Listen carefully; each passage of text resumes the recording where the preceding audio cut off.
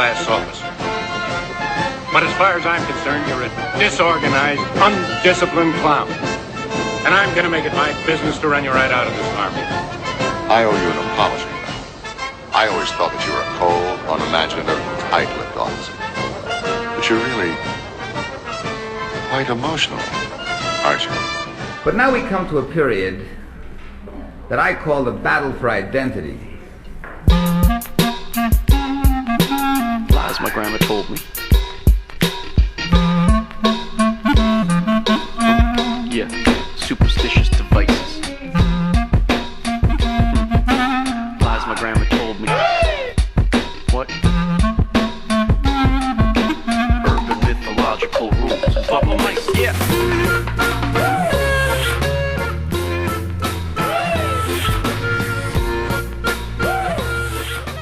Bonsoir, mardi 20 juin, 19h, 20h, en attendant Godard sur Syllab, saison 9, épisode 40. Dans toute la filmographie de Robert Aldrich, qui, rappelons-le, s'étend de 1953 à 1981, l'homme apparaît comme pure masse énergétique, incontrôlable, mais dont l'environnement, voire les cadrages claustrophobiques propres à son style, et le corps, tous deux étriqués, empêchent le déploiement.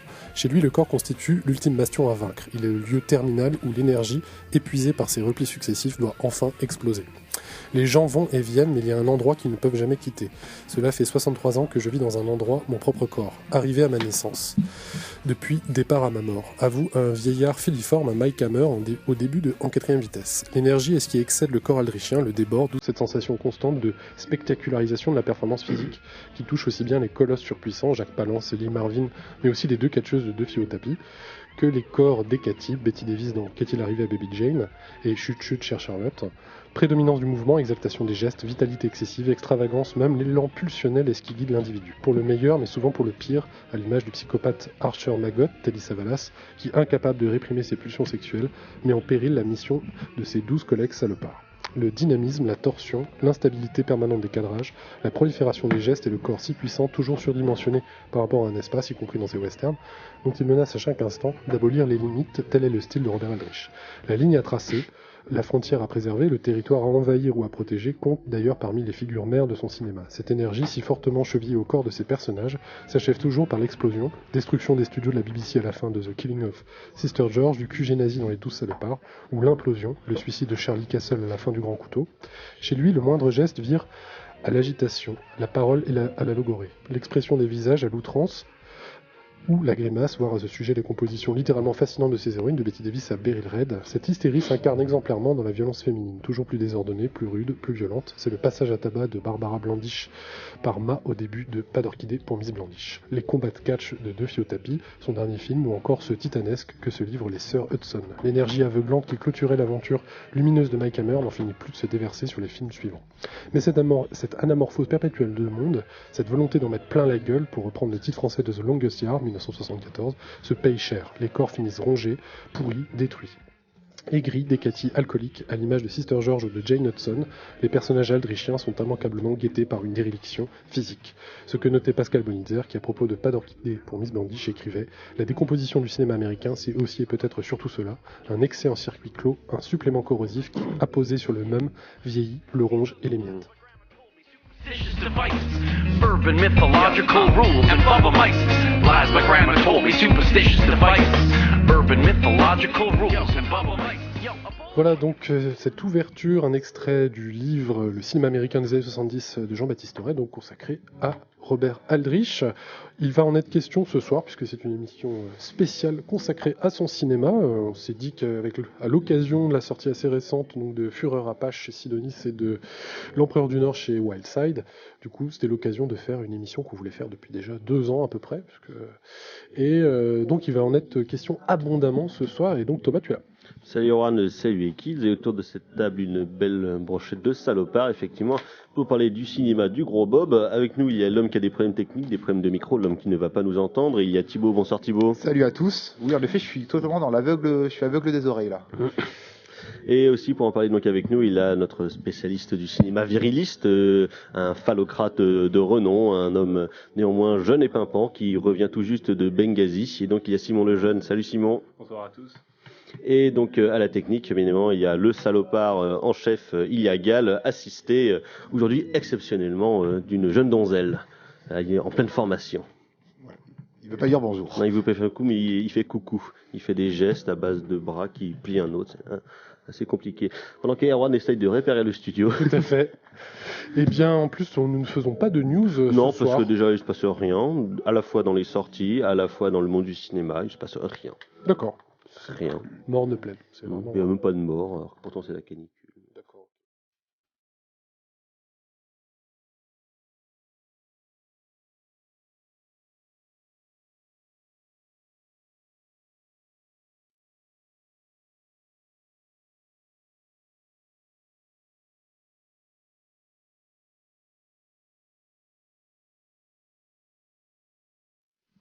En attendant Godard sur Syllab, et donc c'était Bob Dylan aka Robert Zimmerman avec Rag and Dirty, car de Dirty il en est question dans la filmographie du gros Bob, donc de Robert Aldrich, cinéaste extrêmement important de l'Hollywood de l'après-guerre et notamment des années 60 et 70 à travers une palanquée de films. Il a fait 28 longs métrages pour le cinéma. Donc une filmographie malgré tout assez conséquente, surtout pour des cinéastes qui sont apparus après la Seconde Guerre mondiale, où donc les rythmes des productions étaient quand même plus faibles, en tout cas pas le même que avant-guerre dans ce qu'on a appelé le Hollywood classique. Et donc je vais laisser Simon Lejeune faire une présentation plus poussée du gros Bob. Bah, c'est ce que tu De disais Bob quand le tu disais Rouge. qu'il était d'après-guerre et qu'il avait fait un peu moins de films que ses prédécesseurs. Il est né en 18, ce qui est, on va dire, 5 voire 10 ans après toute la génération de Mann, Dassin, Losé, qui avait été assez prolifique, qui était déjà un peu moins prolifique que les Ford, les Walsh des années 30.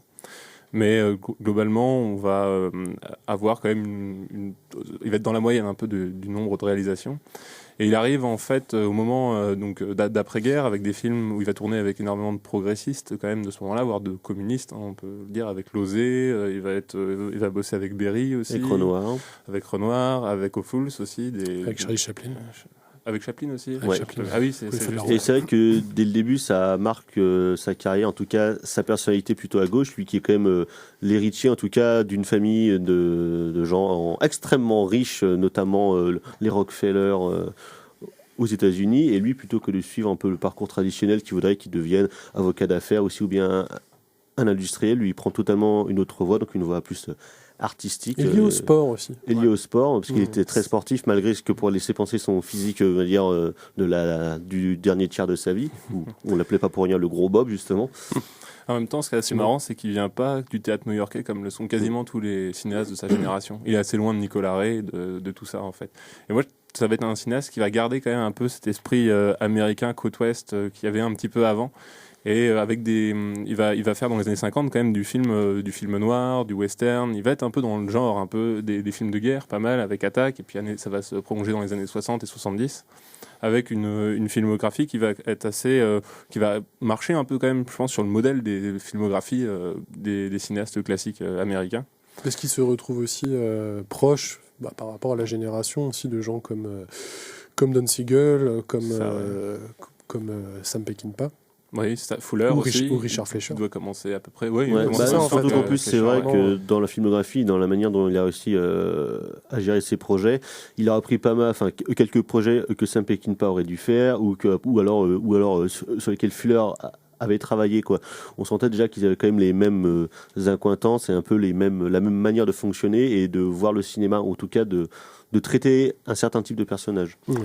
Ce qui est assez marrant, c'est que pour moi, il fait un peu la jonction entre les films de Fuller et les films, on va dire, un peu de Nicolas Ray, c'est-à-dire qu'il va faire à la fois des films d'action un peu purs, bruts, on va dire, avec un message derrière, comme on peut avoir chez Fuller, et en même temps, dès les années 60, des films qui sont plus du côté un peu de Nicolas Ray, un peu quasiment du théâtre, de l'Amérique profonde, des enjeux entre les personnages, avec Whatever Happened to Baby Jane. On pourrait qualifier entre guillemets de plus artistique, ou en tout cas de plus valorisé par la critique, en tout cas ça, ouais, en France notamment. Une sorte de réalisme plus psychologique là, qui serait plus dans la complexification des personnages. Pour les années 50, c'est à peu près tout ce qu'on peut dire là-dessus. C'est-à-dire on va enchaîner un peu entre film noir, western, et à partir du tournant 60... le gros film surtout, la grosse œuvre qui le révèle au public, en tout cas qui reste marqué, parce que c'est un film extrêmement influent, c'est en 4e vitesse, donc adapté à un Mike Hammer, de Mickey Spillane, cet auteur assez... très à droite, voire carrément un peu facho sur carrément les bords. Fasciste, ouais. D'ailleurs, le film a vachement plu en France. Des critiques comme François Truffaut qui étaient contents de voir un film noir qui n'était pas à gauche pour une fois. Ils se sont dit, ou les McMahoniens justement qui se sont dit c'est bien, enfin un polar qui quitte cette dimension purement sociale où on va mettre les pauvres, des trucs comme ça. Non, mais c'est un bon polar de droite. C'est ça. Fait par un mec ultra gauche. Après l'année 55, du coup, il fait 2 films. Il fait du coup En quatrième vitesse, qui est quand même un film extrêmement important pour le film noir et la suite, quelque chose de très matriciel qu'on va retrouver jusqu'à Southland Tales de Richard Kelly ou en passant par Pulp Fiction de Quentin Tarantino. Mais la même année, il fait un film, à mon avis, qui va marquer, je pense, déjà les germes d'une contestation, d'une subversion à l'intérieur de son cinéma et dans le cinéma américain. C'est avec Le Grand Couteau, qui est une attaque très corrosive, je trouve, du milieu hollywoodien. Et déjà des ambiguïtés, des questions d'ambiguïté sexuelle aussi de ces personnages féminins. Il l'a payé d'ailleurs, le propos du Grand Couteau, notamment avec le producteur historique de la Columbia, Harry Cohn, qui était quand même connu pour être à la fois un mec qui avait un sens artistique extrêmement poussé, mais se comportait en gros fils de pute. Et comme lui-même Harry Cohn disait, en fait c'était le chef de la Columbia à l'époque, il disait « moi je n'ai pas d'ulcère, mais j'en donne ». Ce qui résume à peu près le personnage, et qu'effectivement il mettait tellement la pression sur toutes ses équipes de production, les réals, les scénaristes, tout ça, que c'est lui qui voulait absolument tout contrôler. C'est ce qu'on appelait un mogul, quoi. Ouais, tycoon. Et le cinéma hollywoodien, donc vu par Robert Aldrich, c'est aussi une constante, c'est qu'il va le traiter, quand même assez souvent après, jusqu'à peut-être le film ultime là-dessus, qui est donc le démon des femmes, The Legend of Lila Clare en 68. Ou même la télévision, avec Faut-il tuer Sister George en Angleterre. C'est vrai que le Grand Couteau, pour revenir dessus, ça préfigure déjà un peu ce qu'il va y avoir plus tard dans le cinéma américain, fin 50 en fait, avec le film d'Alexander McKendrick, Le Grand Chantage, ou ces films-là où on va quand même déjà... Ou Sunset Boulevard.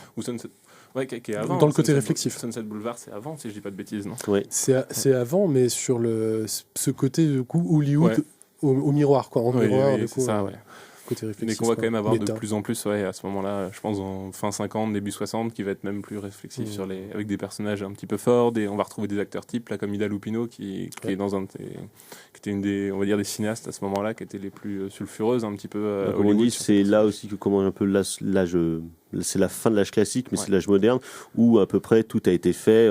Certains verraient le cinéma comme art étant mort. Du coup, la seule manière de pouvoir procéder pour pouvoir renouveler les histoires, en fait, c'est de traiter ça sur un mode plus métaphorique, en tout cas beaucoup plus réflexif sur les genres et sur la forme qui est investie, quoi. Donc, d'où le fait d'avoir beaucoup de films réflexifs ou alors qui se passent dans le milieu du cinéma, ce qui arrivait pas si fréquemment que ça avant, en tout cas Hollywood. Alors, en France, on l'avait déjà un peu fait avec les films de René Clair, tout ça, mais c'est pareil, c'est des films qui viennent après-guerre. Et c'est aussi une méfiance un peu qu'il y a eu probablement dans ces années-là, entre 50 et 55, qui est la période un peu d'Eisenhower et de la chasse aux sorcières qui arrive à ce moment-là, où les gens ont vu beaucoup à la télé les commissions, des tonnes de trucs de propagande anti-américaine et commencent un peu à être assez méfiants des images, notamment des images des commissions, en fait. On s'est aperçu que le peuple américain, sur les sondages, pensait que s'était mis à être contre McCarthy suite au fait qu'ils avaient été trompés en fait par les images qui leur avaient été montrées. Et on peut penser que ça a beaucoup joué aussi sur la vision du cinéma du spectateur et du coup la production cinématographique était un peu obligée d'aller obligée et plus partie dans ce sens-là. D'autant que Aldrich aussi, lui, il vient plus ou moins de la télévision parce qu'il avait filmé plusieurs séries télé dans les années 50 justement, comme pas mal d'autres cinéastes par la suite. Sam Peckinpah aussi avait travaillé sur des séries. The Doctor, China Smith. Donc c'est ça, donc c'est pareil, c'est à la fois à la télévision il a acquis des méthodes de production, donc tourner hyper vite, savoir tenir un budget, être dans ses cases et être le plus efficace possible, quoi. Ce qui après il amène dans ces films qui pourtant sont quand même tous assez mastoc, qui font tous au moins 2 heures voire plus, ça va jusqu'aux 2h30 voire les 2h40. Et pourtant, effectivement, il garde un sens de rythme, un sens de la narration, d'une efficacité assez... Ça me semble assez particulièrement net avec Veracruz. J'avais pas pensé à ça, mais c'est Veracruz, je crois que c'est son premier western, ou c'est son deuxième après Apache, le premier western, je crois. Et c'est un film avec un écran assez large, on n'est pas en scope, mais pas loin. Et il est filmé, en fait, comme si on était quasiment comme du 4/3 tout le temps, en fait. Disons que les personnages sont toujours assez proches, c'est un montage qui est très rapide par moment. Et au final, je me disais, c'est assez étonnant, parce que ça ressemble pas du tout au western de scope de ces années-là, où on avait un truc beaucoup plus erratique avec des personnages beaucoup plus centrés et une caméra qui était plus éloignée. Et finalement, je me dis que ça c'était la télé parce que même les types à la télé, au niveau des formats, ils étaient obligés toujours de faire des plans assez proches pour que le spectateur qui soit devant son écran puisse voir les émotions en fait que si les personnages de scope étaient trop loin. Parce que l'influence du filmage de la télé, ça a eu une importance jusqu'à Hollywood des années 2000. Et effectivement, sur cette question du gros plan, qui avant au cinéma était un truc plutôt rare, justement parce que c'était réservé soit pour des money shots sur les stars, pour montrer vraiment la star dans toute sa splendeur, ou des trucs assez importants de l'intrigue, mais c'était des trucs qui passaient totalement à l'as. Et à partir de l'apparition de la télévision, justement, ça change le rapport dont le spectateur voit les images, et du coup, même au cinéma, ils se sont mis à faire plein de gros plans dans tous les sens, à filmer vraiment presque comme des inserts, mais même des scènes d'action, quoi. Enfin, on arrive au résultat des films d'aujourd'hui qui sont filmés qu'en insert, quoi. On est sur une génération c'est aussi la télévision d'une époque, mais celle des années 50 aussi, mais c'est-à-dire que les autres qui vont venir ensuite, qu'on identifie vraiment plus comme cette génération les Frankenheimer, en fait, voilà. les Friedkin, tout ça, qui eux, ou du coup, ont une manière différente d'approcher le truc, parce que c'est un mode plus documentarisant, pourrait-on dire, de filmer la société et de filmer surtout avec un matériel plus léger. Ouais, voilà. C'est aussi ça qui joue. Mais sur Robert Aldrich, à ce moment-là, est-ce qu'on peut déjà là parler, puisque c'est comme du western dont il va être question avec Fureur Apache et l'Empereur du Nord, mais est-ce que dans les premiers westerns, justement, Banco Apache, qui est quand même, je crois, le film qui le fait découvrir en France, je crois que c'est avec ce film-là. Oui, et puis en plus, c'est sorti à peu près en même temps que La Flèche brisée d'Elmer Daves. Donc en fait, ils ont un peu initié un petit peu le courant du western, ce qu'on va appeler le western révisionniste. Du coup, l'Indien prend une place plus importante et beaucoup plus. Et du coup, c'est pour ça qu'après, il va dialoguer en plus avec Fureur comme Apache. Anthony Mann aussi avec les portes. Avec la porte du diable. Oui, voilà. Donc en fait, oui, il initie un petit peu ce courant et puis il va montrer en fait un petit peu la direction. Il va me donner le ton en fait de la direction hollywoodienne du genre populaire par excellence américain, c'est-à-dire le western. Et il a un traitement qui est peut-être un peu différent de ceux d'Anthony Mann ou d'Elmer Daves surtout, parce qu'il arrive déjà 2-3 ans plus tard. C'est que chez Anthony Mann et Daves, les bons Indiens, en gros, c'est des Indiens chrétiens, quoi. C'est ceux qui sont prêts à accepter le mode de vie. Oui, c'est de la culturation. Ouais. C'est ça. Ce qui n'est pas le cas là de Burt Lancaster, même si la fin du film est un peu traître là-dessus. C'est-à-dire oui, après, mais c'est parce qu'il veut réfléchir, parce qu'il y a du whitewashing. Et ce qui fait d'autant plus la force d'un film comme Fureur Apache dans les années 70, qui va arriver plus tard. Là, c'est irréconciliable. C'est ça, oui. Déjà, Banco Apache, pour moi, était déjà un peu là-dedans, toute la première partie. On voit vraiment que c'est un Indien qui ne veut pas du tout se plier aux règles des Blancs et qui a un autre mode de pensée qu'on ne peut pas vraiment comprendre, en fait. On trouve presque détestable d'extérieur. Moi, quand j'avais vu le film, ça fait assez longtemps, j'avais trouvé le personnage de Burt Lancaster vraiment détestable, contrairement aux Indiens de Daves ou de Mann. Oui, après, ce qui est intéressant, c'est que si on prend un petit peu, et peut-être qu'on va replonger peut-être dans Fureur Apache, c'est que l'Indien, chez Aldrich, en fait, il sera toujours gris. Enfin, si on peut prendre l'expression comme ça, c'est-à-dire que dans le cinéma d'Aldrich, ça sera jamais ou tout noir ou tout blanc. Parce que si on prend les premiers films où on va vraiment aller sur un indianisme, je me tente à inventer des mots, on va dire un petit peu de pacotille qui finalement confirme finalement cette volonté raciste, parce que même si on prend par exemple Little Big Man de Penn, qui est un film que j'aime vraiment beaucoup, et Arthur Penn est sincère, je pense, dans sa démarche, mais on est quand même sur un Indien extrêmement bon, proche du néo-hippie, et c'est peut-être là en fait la métaphore qui intéresse Arthur Penn. Chez Aldrich, on n'aura jamais, le bon Indien ou le mauvais Indien, on aura juste l'Indien en tant que tel. Et peut-être que cette vision va éviter tout racisme, toute racisation en fait de l'Indien. Et ça, c'est extrêmement intéressant. Et c'est en fait ce qui fait qu'un film comme Fureur Apache est un film qui va être démonté à sa sortie, va être traité de facho, d'un gros film de droite et compagnie, alors que, comme vous l'avez dit dans l'intro, Aldrich est un mec progressiste qui en a quand même bien chié, on va dire, politiquement. Et en fait, il a toujours été dans le rouge, quoi. Voilà. Mais ce scandale-là, en fait, est assez rigolo parce que même si jamais affilié au parti. Même avant de venir, j'ai regardé un petit peu les reviews de l'époque et même, par exemple, alors c'est Télérama, donc, mais même en 2013, il me semble, dans le programme télé de Télérama, on disait est-ce qu'on peut réhabiliter Fureur Apache. On Ah oui, était d'accord, à ce niveau-là. on se posait encore. Ouais, c'est On ça. se posait encore la question. Moi aussi, qui sont toujours un peu. Oui. Et sinon, pour revenir du coup sur son autre gros Thomas. western de l'époque, Veracruz, qui, je pense, en toute objectivité, est un des rares films qu'on peut mater 50 fois de suite sans se lasser. À quel point le film est admirable dans sa narration, dans son casting, dans ses enjeux. Et ça, je trouve que c'est un film assez important parce qu'il a notamment une grosse influence, je pense, sur Léon, même si c'est pas beaucoup dit. Mais dans cette manière de traiter des personnages qui seraient beaucoup moins lisses que dans le cinéma classique, et en plus en ramenant derrière tout ça la question de la révolution mexicaine et des péons qui sont des thématiques hyper traitées par les cinéastes italiens comme Corbucci ou comme Solima. Et je trouve que c'est un truc assez intéressant Est-ce que ça le rapproche pas de Sam Peckinpah aussi? un peu de ça, mais tu vois, ce côté-là, je trouve Pour la suite. que le film fait plus italien que les films de Peckinpah, par exemple. Même si, bon, évidemment, le film a un problème. Parce que la Veracruz, on est en 54 aussi. J'aurais tendance à penser que formellement, on est peut-être un peu plus proche on serait plus proche de Peckinpah, mais c'est vrai que sur le fond, on est plus proche un peu des Léon, en fait. Parce que c'est vrai que c'est des personnages qui sont marqués par une histoire qui a derrière, qui est assez forte, avec Gary Cooper. Qui ça? Gary Cooper, c'est Ah oui, ce petit génie. Ce petit bonhomme-là, ce petit bonhomme, ouais. avec ses pantalons Larry Bombard, donc oui. Oui, donc avec un personnage de Gary Cooper qui est quand même marqué par la guerre derrière, où il tenait une plantation, et en même temps c'est un peu le good guy du film, contre un Burt Lancaster qui est plus un type, on ne sait pas spécialement, une sorte de mercenaire. Mais il n'est pas spécialement mauvais non plus Non, au c'est début ça, du ouais. film. C'est un peu alternance des rôles. À la fois, ça sera Gary Cooper, à un moment qui sera un peu le salaud, puis après, ça sera Burt Lancaster. Et c'est un jeu de ping-pong, en fait, pour savoir quel est le vrai méchant de l'histoire. Alors qu'en fin de compte, évidemment, comme disait Thibaut, c'est plus un film gris qu'un film aussi... Mais c'est pas manichéen, voilà, c'est manichéen. ça. Le fait de s'intégrer dans une histoire un petit peu qui est l'après-guerre de sécession, puis le Mexique et tout ça, ça se rapproche de Léon. Voilà. Donc justement, on parle de Veracruz, et en parlant de ça, on va tout de suite s'écouter le thème de ce film admirable.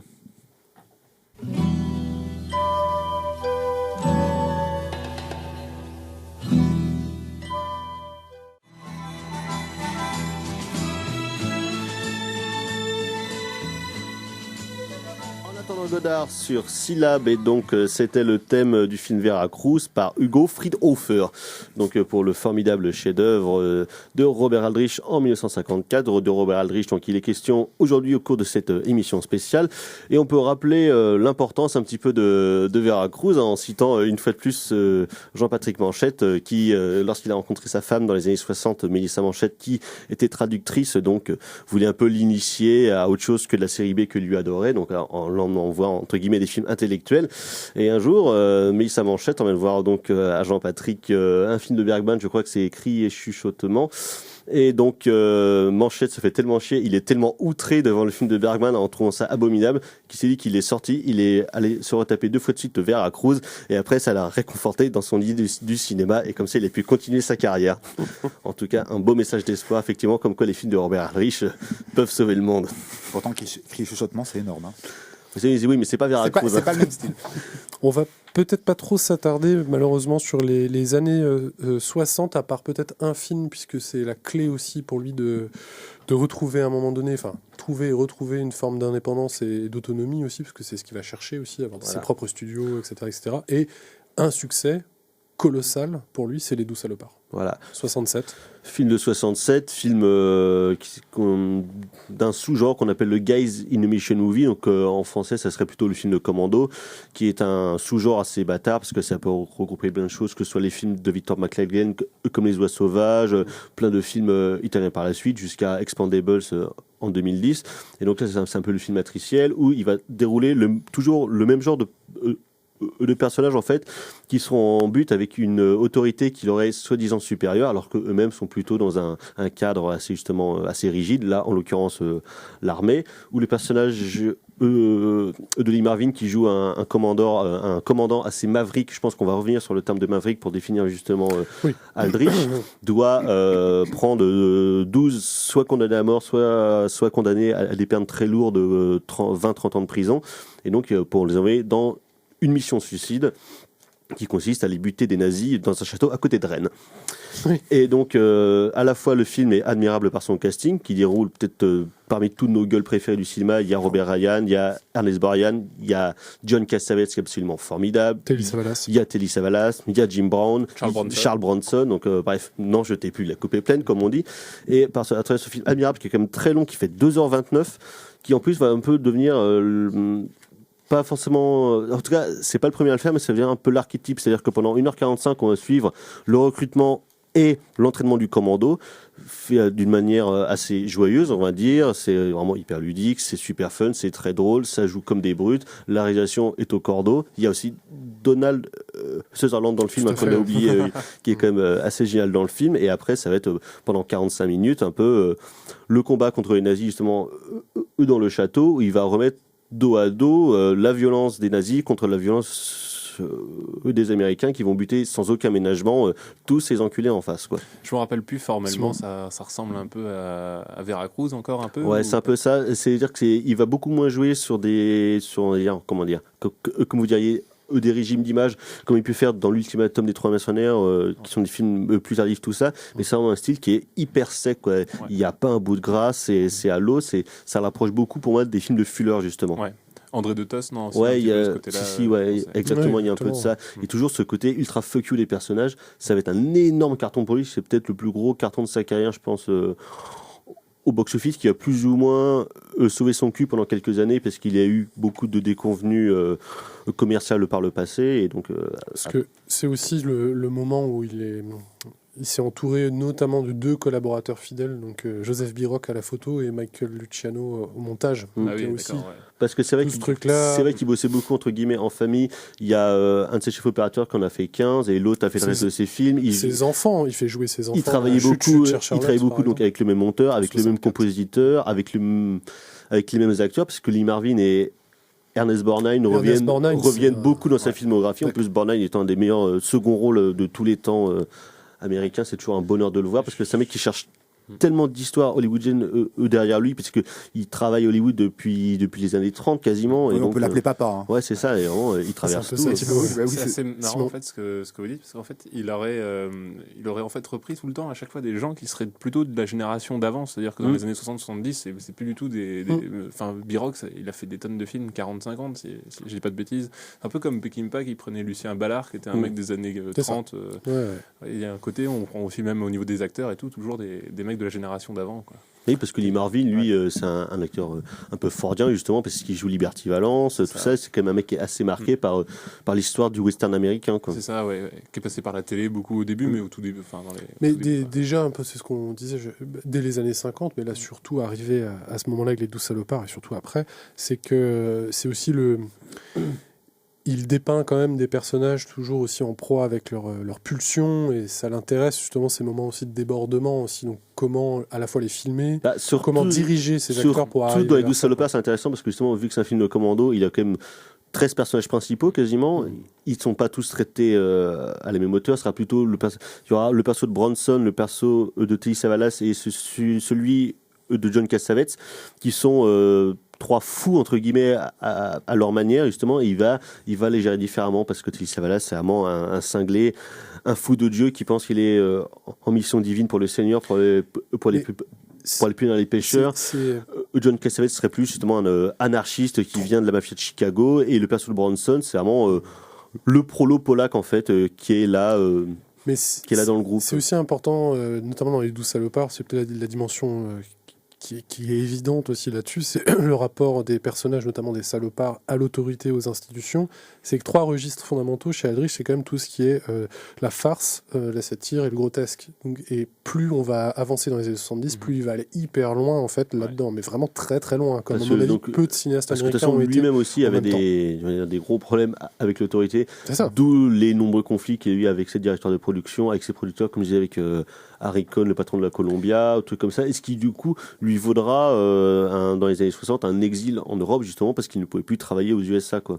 Et on sait maintenant que 67, 68, c'est aussi un moment important où le cinéma américain, avec des guillemets, quand même change, évolue. On va vers le nouvel Hollywood, quoi. On y est, notamment on y est. Voilà, quoi. Mais c'est les mêmes, de toute façon, c'est lié aussi à tous les mouvements américains à l'époque, tout ça pour dire aussi que Aldrich est raccord, et notamment sur la question de la violence. c'est qu'il va aussi aller extrêmement loin là-dessus. Il était et beaucoup reproché, un peu progressivement, comme Peckinpah, justement, d'avoir un côté extrêmement brut, extrêmement graphique, même si je le trouve moins graphiquement violent que Peckinpah, par exemple, qui lui ira vraiment au bout d'une logique. Ouais, puis qu'il y a une violence formelle chez Peckinpah, en fait. Quand je dis ça, c'est vraiment en termes d'image où il va très très loin sur le découpage. Ça presque plus agréable.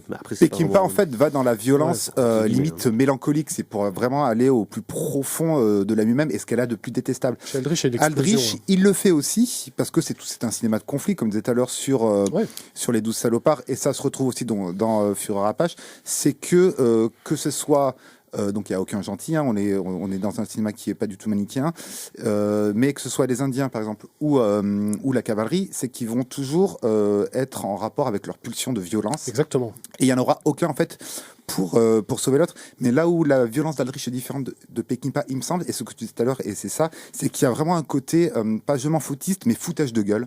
En fait, de la part du cinéaste. Et que même les scènes de gore, par exemple, de Fureur Apache, il y a des vraies scènes de gore, et on est sur, c'est de la farce macabre, mais en même temps, on est là pour se foutre de la gueule, d'un certain type de représentation angélique, et aussi d'un style de cinéma, le western classique, où, par exemple, dans la scène de l'attaque de la cabane à la fin, il faut pas le raconter, mais il y a une espèce d'archétype du récit qui fait que théoriquement ça devrait bien aller, et en fait c'est un énorme foutage de gueule sur tout ce que Hollywood a fait depuis 60 ans dans le western.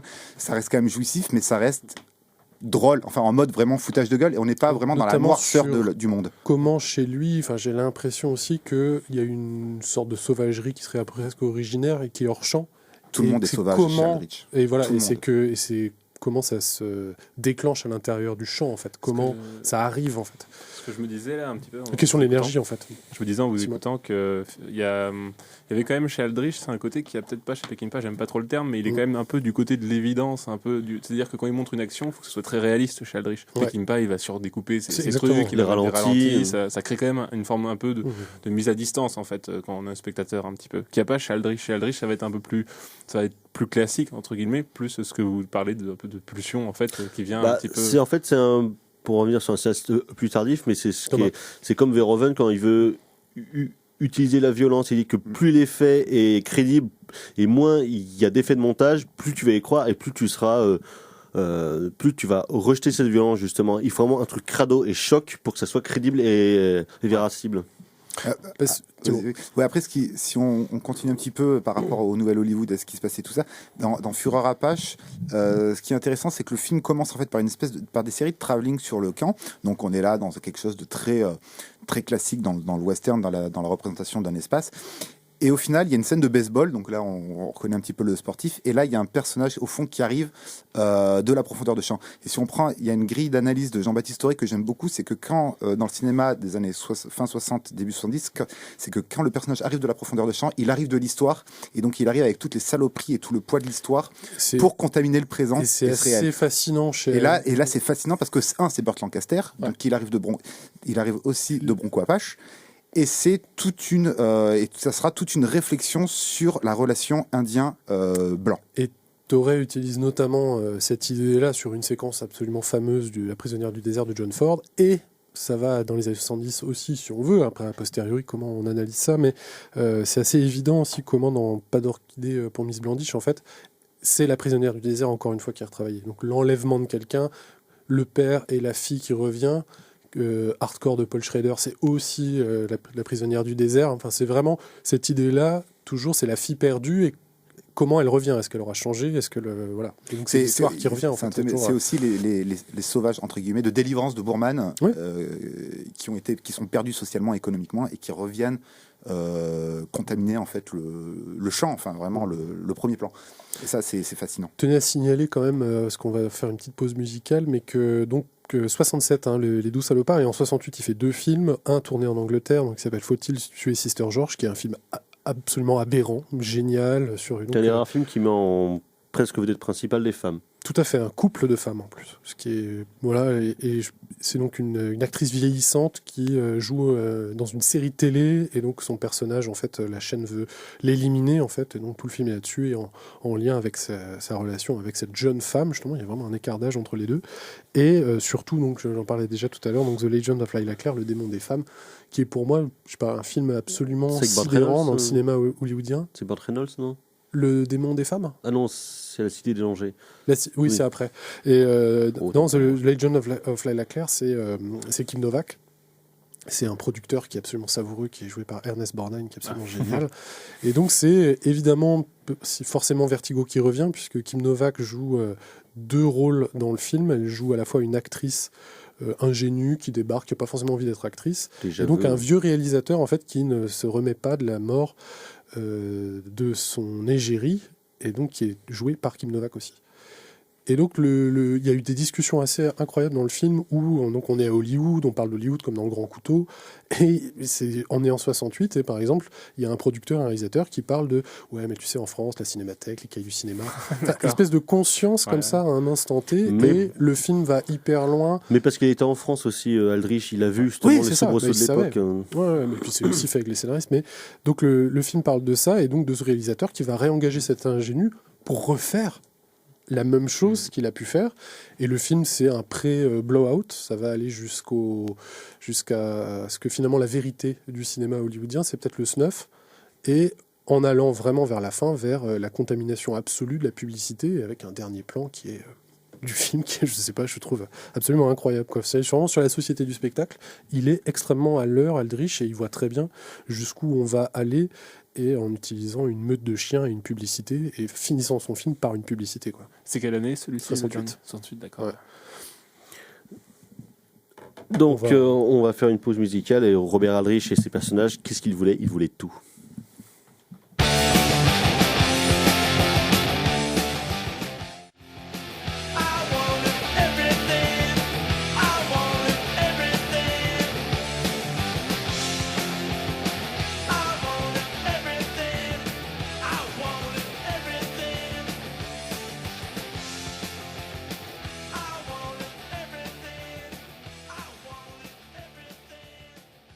En attendant Godard sur Syllab, et donc c'était les Ramones avec I Wanted Everything, extrait de l'album Road to Ruin, une fois de plus. Et donc de gens qui voulaient tout, Robert Aldrich voulait un peu tout, parce que donc on l'a dit plus avant dans l'émission, il a fondé ses propres studios, comme où il n'a connu quasiment que des échecs commerciaux. Et donc, comme il le disait lui-même, j'avais un studio sans argent, sans fonctionnement. C'est un peu ça. Voilà, juste pour. Du coup, il avait quand même le titre de producteur au générique de la plupart de ses films, et notamment dans les années 70, avec qui est quand même la période sous-estimée de Robert Aldrich. Ça commence un peu. Ce qu'a fait la Cinémathèque française sur Hollywood décadent a permis quand même d'isoler quelques films. Justement, notamment Le Démon des femmes. Mais c'est vrai que c'est sous-estimé. Donc, L'Empereur du Nord, voilà, justement, j'allais y venir, qui vient de ressortir chez Wildside en Blu-ray et en combo Blu-ray DVD avec un livre de Doug Hedline, donc le fils de Jean-Patrick Manchette, un livre d'une 60aine de pages, superbement illustré comme souvent chez Wildside. Et donc c'est un film assez important pour Aldrich, et je pense que c'est un des films aussi, un de ses films les plus impressionnants, qui prend cadre pendant la Grande Dépression, les années 30, comme beaucoup de films de l'époque qui vont revenir un peu là-dessus, que ce soit le Dillinger de Milius, le Bonnie and Clyde, le Bagarreur de Walter Hill, le Bagarreur de Walter Hill, tout ça, où donc là il va suivre les deux personnages principaux, c'est Lee Marvin et Ernest Borgnine, et avec un des frères Carradine, Keith Carradine, qui joue un petit branleur qui s'appelle Cigarette dedans. Le film est... On peut penser même à William Wellman précoce. Oui. Le film est très largement basé sur des écrits de différents auteurs hobos, donc qui étaient les vagabonds qui voyageaient à travers tous les États-Unis illégalement dans les trains.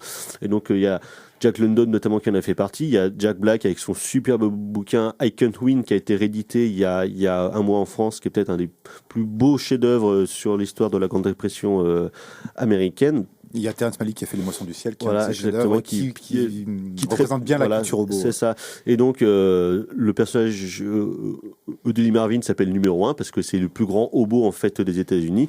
Il va essayer de voyager sur la ligne numéro 19, qui est tenue par le chef, on va dire, vociférant et très très méchant, qui est joué par Ernest Borgnine, qui a rarement été aussi fabuleux dans un film.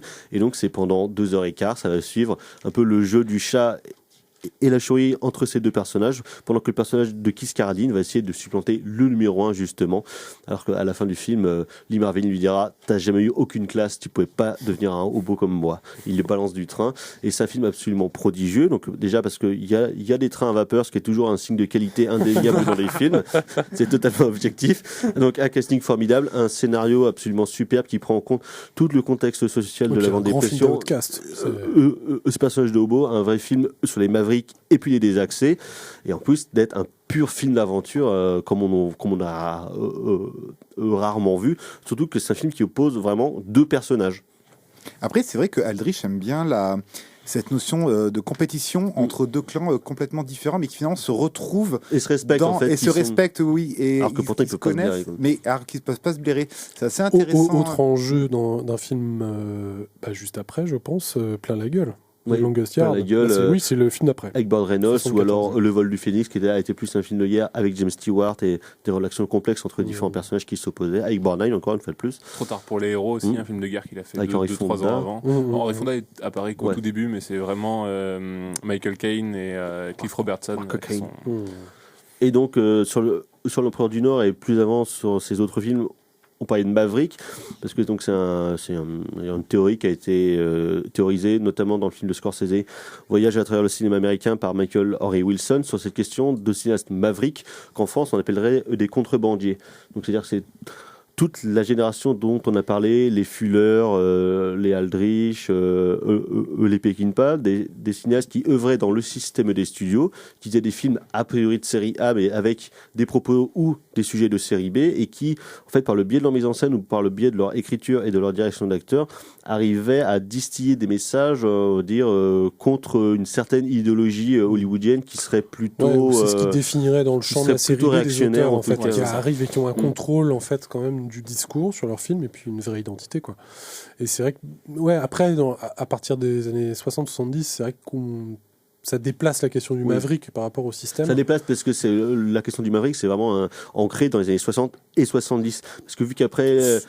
plutôt 40-50 en fait. Parce que avant, moi, même Wilson, il fait commencer un peu avant. C'est plutôt 40-50. Vu qu'à la fin des années 60, à la fin même avant, dans les années 60, le système des studios et des majors se pètent complètement la gueule, ce qui du coup donnera le nouvel Hollywood avec la mainmise de l'auteur sur les films plus que les studios. Ça démarre vraiment de cinéastes comme ça qui seront avant-gardistes dans la manière de gérer leur studio et de gérer leurs films.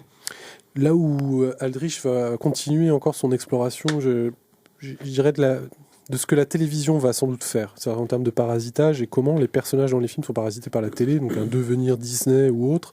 Et il va aller très loin, comme Peckinpah va le faire quelques années après avec Osterman Weekend, avec Burt Lancaster d'ailleurs, encore une fois. C'est quand même, je pense, qu'il y a quelque chose à faire sur Burt Lancaster, ce qui est quand même une figure et justement une filmographie hallucinante, mais deux films, moi, il y a Burt Reynolds aussi, justement, Plein la gueule, on vient d'en parler, mais La Cité des dangers, qui est pour beaucoup un des films les plus sous-estimés, en fait, c'est un des chefs-d'œuvre vraiment film avec Burt Reynolds et Catherine Deneuve, ce qui n'arrive pas tous les jours. C'est à la fois un polar complètement gangréné par la télévision, par le spectacle, par tout ça, et qui est d'une... il faut absolument le voir. Même pas trop envie d'en dévoiler. Et puis un film qu'on avait découvert ici à Rennes. Je mange pas avec les doigts. Hein. Ah, ça faisait longtemps, tiens. C'est pour préparer la semaine prochaine. Ouais. Et l'ultimatum des 3 mercenaires. Qui était ressorti en France il y a 3 ans dans une copie restaurée. Voilà. C'est le cas aussi du précédent, de La Cité des dangers. Oui, qui est ressorti il y a 2 ans. La copie est assez magnifique en plus, ce qu'on peut trouver. Seul, du coup, de 75. Et voilà, Aldrich va vraiment très très loin sur ces questions-là et reprend aussi des genres c'est-à-dire que la question du noir, la question du western et tout ça, il va à chaque fois les updater, si on veut, dans ce contexte des années 70 ou en fonction de la situation du sujet, etc. Et je trouve que notamment la Cité des dangers, en fait, c'est vraiment par ce personnage de Catherine Deneuve, en fait, donc, qui joue une prostituée, en fait, c'est aussi ce dont parle tout le temps Aldrich, en fait, c'est, je disais le spectacle, mais c'est aussi la marchandisation, c'est aussi la prostitution assez généralisée, en fait, les questions de corruption. Et là, il va vraiment, je trouve, assez loin, en utilisant aussi des solutions de mise en scène comment le poste de télévision est placé dans une scène, etc. Ou ceux qui passent à la télévision et dans la Cité des Dangers, c'est vraiment Ce très qui peut important. rendre le film un peu vide aussi d'aspect comme ça. Ah ouais. Moi, j'étais un peu moins enthousiaste Ouais, sur le coup, ouais. parce que un peu surpris en fait. C'est Ouais, présent dans chaque complètement. scène, mais du coup c'est un peu vide. Même les personnages essaient de se créer Ah ouais, une sorte ouais. de lien entre eux. Et C'est comme si eux, les personnages dans le film, surtout on va dire les figurants, ce qu'il y a à l'arrière-plan en fait, ils sont abrutis par la télévision. Et ça donne une atmosphère dans le film Ouais, qui c'est est, enfin, je trouve vraiment très très étonnante. Ouais. c'est- Thomas. On va couper malheureusement. Non, bah, tout ça pour vous dire On pourrait que... parler de la figure d'autorité aussi. Oui, non, mais après... Oui. Et puis donc, voilà, il reste Bande de flics aussi en 77, et puis Deux filles au tapis, le film sur les catcheuses. Avec Peter Falk, Peter qui ne joue Falk. pas une des catcheuses. Mais... Voilà, c'est ça. Donc, Et donc tout ça pour vous dire, donc, si vous avez l'occasion là de voir Fureur Apache et puis L'Empereur du Nord, qui sont à la fois sortis chez Sidonis et puis chez chez en Wildside. Blu-ray et puis chez donc de toute Wildside, façon, vous pouvez plonger dans la Accord perdu. dans la belle filmographie de Robert Lariche. Ouais. Beaucoup de ses films sont disponibles en France, en tout cas pour les plus connus, ceux dont on a principalement parlé ce soir. Donc n'hésitez pas et revoyez surtout Veracruz en boucle. Mais on va passer au coup de cœur, Thomas. Alors moi, car aujourd'hui, en ce moment il fait beau, il fait chaud, on a envie de se désaltérer et quoi de mieux qu'une Corona Extra à boire. Donc une boisson J'espère que t'as un estivale, chèque de une leur boisson part, d'été. parce que- Absolument pas, c'est comme tout ce que je fais, c'est bénévole. Hein. Bien sûr. Thibaut. Ça sera Twin Peaks, la série de David Lynch, parce que voilà, parce que c'est trop bien. Comme Gal qui a dû nous Qui a dû nous quitter. quitter. Et qui est Voilà. aussi donc Il vient Twin de Peaks saison 1 décéder. et 2. Il nous a quittés. Simon. Moi, c'est Rio contre chose de Gordon Douglas, qui est un très bon western des années 60, qui est quasiment un western un peu de mercenaires. Et Sortino. Et non, et Veracruz, cette fois, pas Sortino. On n'a pas trop parlé de Qu'est-il arrivé à Baby Jane avec Ah oui, Betty ça aurait Davis pu être notamment et John Crawford, mais j'ai pu voir Chut Chut Chère Charlotte donc de Robert Aldrich 64 aussi, qui est un Avec beau Gilligan film Villand. du Sud, très très beau film sur le Sud des États-Unis. Donc merci à Gal et à Eleanor pour Voilà, la qui a pris la réalisation de relève, cette émission. l'intérimaire de Tout à Gall. fait. Donc,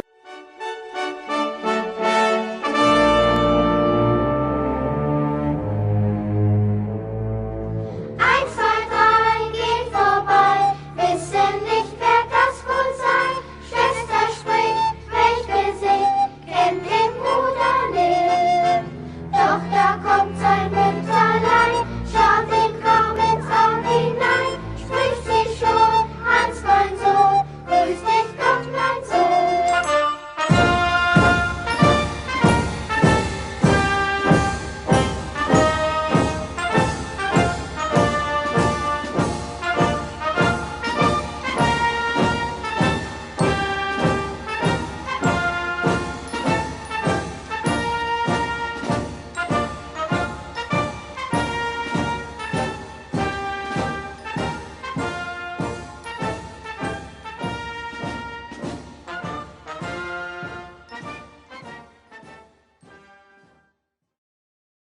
Voilà, et donc, car d'Americano et d'Américain, il en est question dans le film dont nous allons parler dès à présent, donc Veracruz, qui est ressorti en salle en France donc cette semaine, Veracruz de Robert Aldrich en 1954.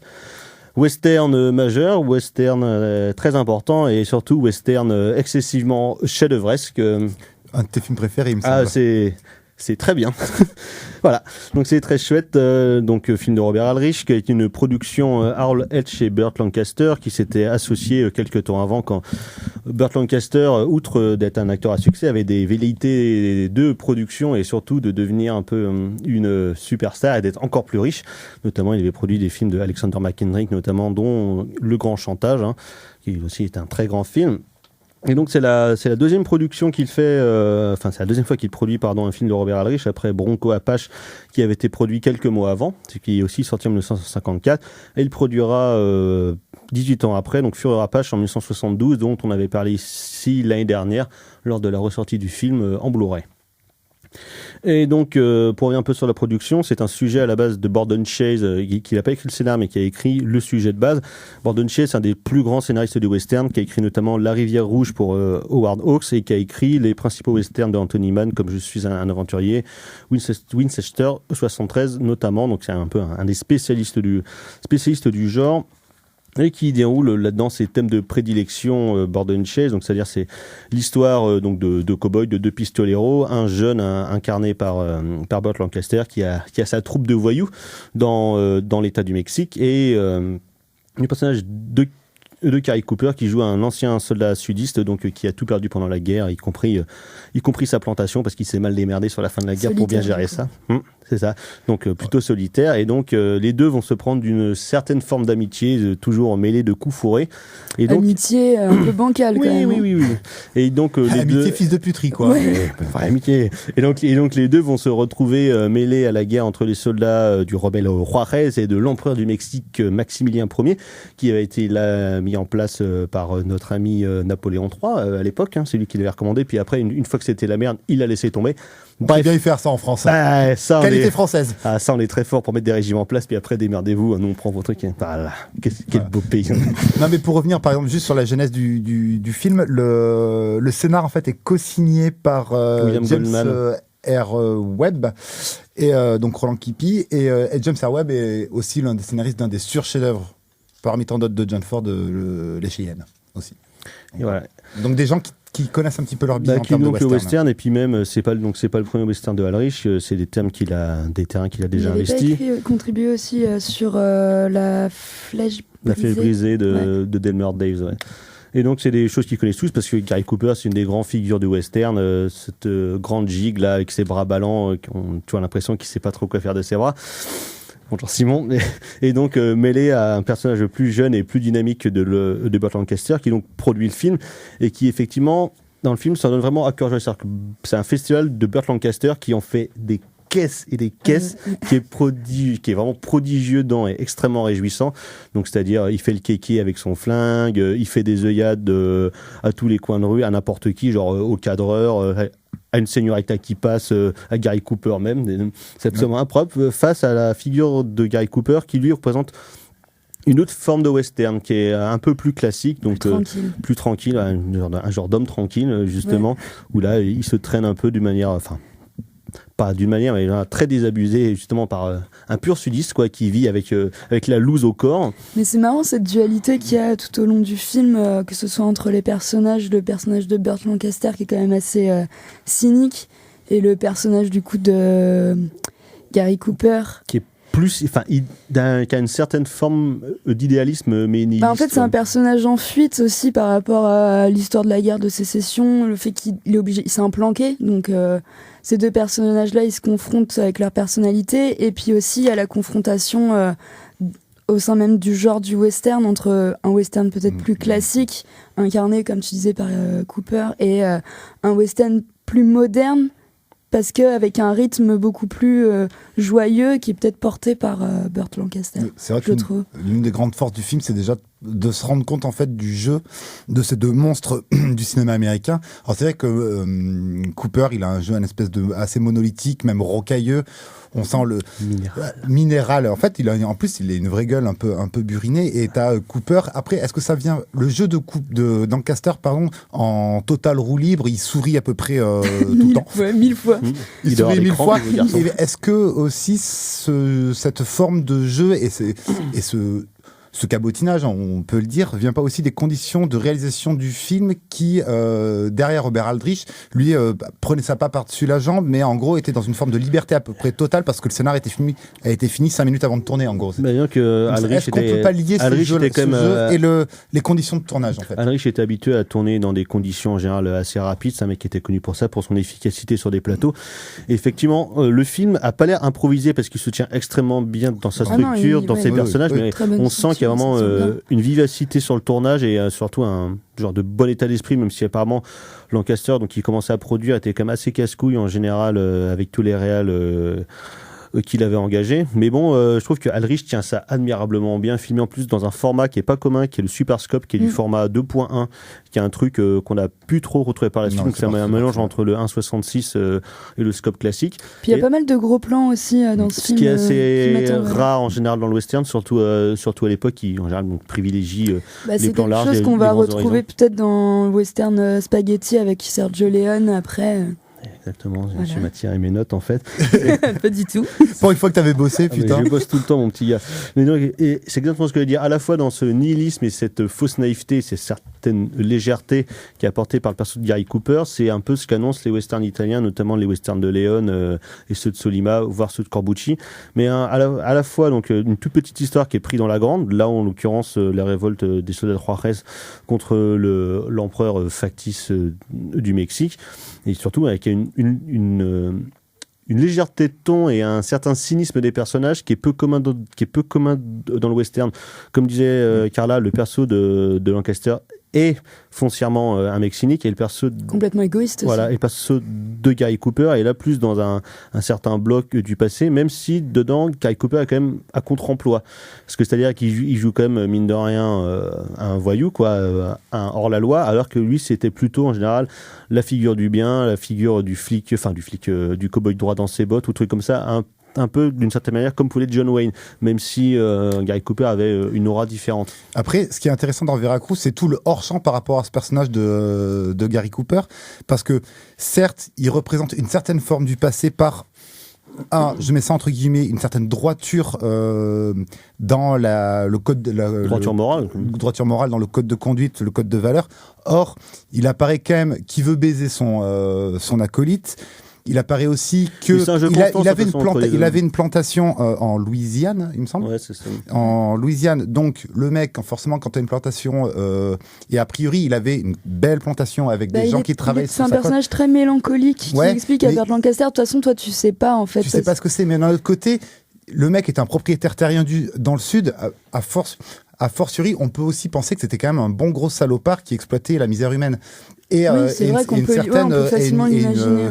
Je mets ça entre guillemets, et une condition raciale en fait.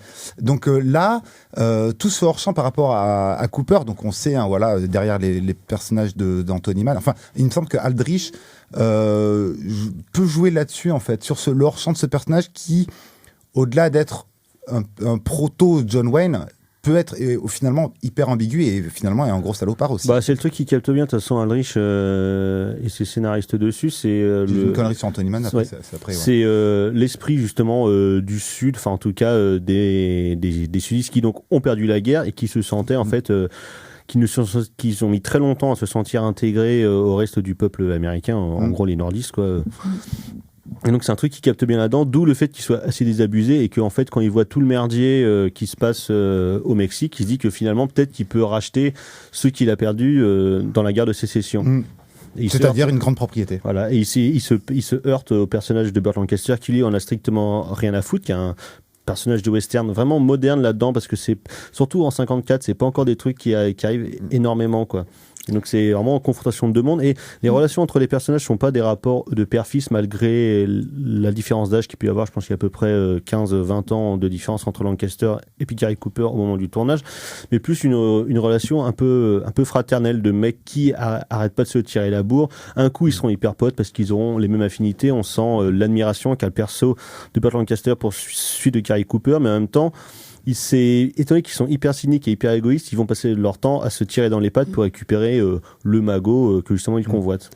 Vas-y. Ouais, mais ce que je pensais, c'est aussi intéressant dans le film, ce rapport-là à l'histoire, en fait, l'histoire des rapports des États-Unis au Mexique, la guerre de sécession, les colonies de Cooper. Donc c'est quelque chose qui est quand même sous-jacent dans le film, mais sur le premier plan, il y a toujours ce côté très humoristique au final qui revient avec cette convoitise autour de ce trésor qu'il y a dans ce carrosse. Autour de ce trésor, et surtout, évidemment, parce que c'est un western, et puis parce que c'est Burt Lancaster, autour des mêmes conquêtes féminines, quoi. Oui. C'est-à-dire qu'il y a deux personnages. Il y a une personnage de comtesse, justement, qui est alliée, on va dire, au début avec l'empereur Maximilien, et une personnage de rebelles roiristes, justement, où les deux sont un peu les love interest. C'est quand même assez légère, quoi. C'est quand même au final deux mecs qui veulent le même trésor et la même nana, et quand même derrière il y a une histoire un petit peu qui sont complètement instables, ces types-là, parce que ils sont dans un pays qui est pas le leur, c'est le Mexique. Ils ont chacun leur histoire et en même temps l'histoire avec un grand H sur leurs épaules. Donc, c'est vrai que le grand écart est complètement maîtrisé de la part d'Aldrich à ce niveau-là, parce que mettre autant de noirceur autour de ces personnages et autour d'un contexte historique fort, fort et arriver à faire une espèce de screwball comédie par moment où les acteurs en fait s'en donnent vraiment à cœur joie et le rythme que met Aldrich dans son film est absolument elle a prodigieux une à ce maîtrise niveau-là. totale du rythme qui est quand même assez joyeux et puis en même temps de l'écriture qui allie très bien la mélancolie des personnages à leur cynisme en fait. Ça c'est vrai que absolument prodigieux. C'est pas tragique, mais effectivement c'est plus mélancolique.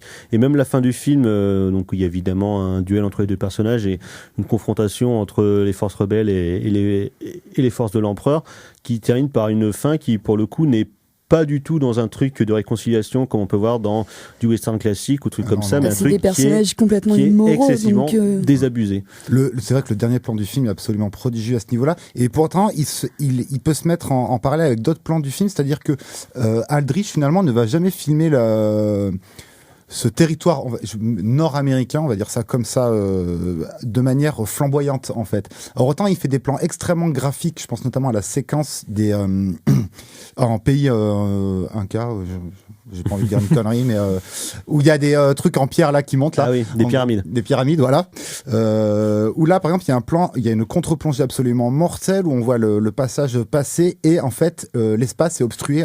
Il ne filme pas le ciel. En fait, en gros, le rapport qu'on met souvent au cinéma, donc le 1/3, 2/3, ou c'est à peu près ça de manière classique. Ici, il a totalement bourrini et fait du zéro. Il a fait du zéro, du 0,1. Et c'est absolument prodigieux. Et ce plan-là, il me semble que ce plan-là peut être mis en correspondance avec le dernier plan, dans le sens où finalement les perspectives d'avenir, donc forcément bonnes, donc le rêve américain, toute cette espèce de leitmotiv du cinéma américain, ici est complètement obstrué par des choix de cadrage de Aldrich au niveau de l'espace qui sont complètement mortels, très graphiques, mais en même temps d'une mélancolie certaine. C'est assez prodigieux. Et même les espaces sont pas foncièrement beaux non plus. Enfin, on n'est pas sur quelque chose de... La mythologie, Aldrich, là, il la prend, il la malaxe, comme ce que je suis en train de faire avec le bout de Patafix, là, alors que pour n'en tirer que une fin de règne, en fait, limite. Alors que pourtant on sait que le Mexique, que ce soit dans les westerns italiens plus tard, ou même des films qui se passent au sud des USA, au Texas, ou bien quoi que ce soit, ont souvent été magnifiés, parce que c'est des grands espaces absolument superbes, et souvent c'est justement pour présenter l'immensité. Il a une maîtrise de la figuration, enfin c'est quelque chose dans les décors. Et du second rôle. Oui, alors d'ailleurs, Charles Bronson qui joue de l'harmonica tout jeune, et puis mon chouchou adoré, Jack Elam, je l'adore. Trop pur. Mais c'est ça qui est cool en plus dans les westerns d'époque et surtout dans les films de Robert Aldrich, parce que c'est un mec qui adorait ces mecs-là, c'est que tu vois toujours des troncs que tu kiffes. Moi, quand je vois Ernest Borgnine à l'écran, peu importe ce qu'il fait, je suis toujours content parce que je pense que c'est un de mes acteurs de second rôle et même un de mes acteurs tout court préférés. Il a une gueule pas possible, il a une voix super, tu sens qu'il a une gouaille incroyable. Et quand je vois Charles Buczynski, c'est la première fois à l'écran qu'il est appelé sous son vrai nom, c'est pareil. Peu importe l'âge qu'il a, je suis toujours hyper content, peu importe les merdes qu'il fait. C'est pour ça que Bronson, c'est un des plus grands acteurs de toute l'histoire du cinéma américain, parce que c'est un mec qui a un charisme incroyable, qui a une voix incroyable et qui a un jeu qui est hyper rentré et qui est extrêmement impressionnant. Et même dans les second rôles, quand ils apparaissent très peu de temps à l'écran. En plus, il parle presque pas dans le film. Je pense qu'il a 2 répliques, mais dès qu'il apparaît, tout de suite, bon, tu le reconnais, c'est peut-être ça aussi, mais tu sens la présence et la place que va lui donner le réal, quoi. C'est vraiment un gros plan tout de suite. Il l'impose, quoi. Après, c'est vrai qu'Aldrich, il aime ses personnages, c'est absolument affolant, parce que tout son film, tous les plans, tous les cadres des personnages sont absolument prodigieux, sont des merveilles d'amorce de plans. Et sur l'amour des personnages, justement, t'as un personnage qui est intéressant, qui est un personnage qui fait partie de la troupe de Burt Lancaster, qui est un personnage, un ancien soldat noir, et qui du coup, on peut penser qu'il y aura une confrontation entre le vieux sudiste qui est joué par Cary Cooper et ce personnage d'ancien soldat noir, et en fait pas du tout. Il l'intègre directement à l'histoire. Il y a aucune animosité, il y a pas de discours de créer sur une certaine forme de racisme de l'esprit du Sud américain, et c'est un mec qui est intégré directement, et il n'y a pas non plus là-dessus de volonté de faire un truc lourd. Sur le côté raciste, ou potentiellement raciste de Cary Cooper, en fait, ça vient sur la fin, en fait. Il vient vers la fin parce qu'on a 2-3 clés de compréhension, et c'est là finalement que le hors-champ vraiment s'ouvre, parce qu'au début c'est quelque chose en fait les personnages sont très hermétiques parce qu'il y a beaucoup de cadres dans le cadre. Les personnages sont souvent entre 2 portes ou entre les 2 couloirs les 2 couloirs d'une rangée de soldats ou 2 murailles d'un pont, enfin, ou 2 bougies des fois. Enfin, c'est toujours ça. Et en fait, donc un film très hermétique, en même temps très aéré de par son côté comédie et par le rythme qu'Aldrich en impose. Impeccable. Bah oui, impeccable. Non, mais c'est ça. Mais en fait, c'est ce grand écart permanent qui est absolument prodigieux dans ce film. Et puis, je voulais terminer ma phrase, mais je m'en souviens plus. Voilà, et ce qui fait que Veracruz est un des westerns les plus importants, parce que ça marque un peu quand même la fin d'un certain âge classique du western, même si après Ford va continuer à en faire tout ça, mais ça marque un peu la fin d'une époque et ça préfigure déjà tous les westerns révisionnistes des années 60 ou quelque chose dans un genre de discours différent, mais en tout cas dans la mise en scène et dans la manière de montrer certains peuples qui ont été opprimés, que ce soit par les Européens ou par le peuple américain. Oui, ce que je voulais te dire, c'était par rapport à côté hermétique des persos, c'était en lien avec, par exemple, le dernier plan du film, et puis cette ouverture qui finalement se met pas toujours pareil, c'est une notion de grand écart, est hyper importante dans le film, il me semble, qui se met en grand écart avec l'avenir obstrué, tout ça. Enfin bref, c'est l'avenir est et quand l'avenir, voilà, c'est ça où je veux en venir, j'y arrive. Et quand l'avenir en fait n'est pas obstrué, il est sombre. Voilà, merci Thibaut. Donc là, vous l'avez compris, c'est le sur-chef-d'œuvre de Robert Aldrich, Veracruz, qui est dispo dans quelques salles françaises, mais aussi partout en Blu-ray. Donc c'est absolument formidable, il va le voir.